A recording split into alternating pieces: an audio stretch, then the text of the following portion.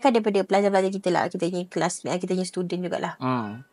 Bila mereka di dalam, ada yang mereka diuji oleh Allah Subhanahu Wa Taala, yang mana ujian mereka subhanallah tak terkira bila kehilangan ibu bila mereka berada di dalam. Allah.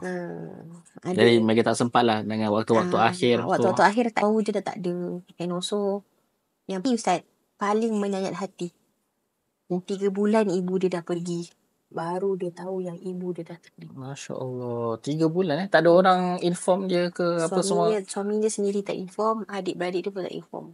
And saya tak tahu kenapa, dia pun tak tahu kenapa. So sampai hari ni kubur pun dia tak tahu main. Kubur pun tak tahu dekat mana. Astaghfirullahalazim.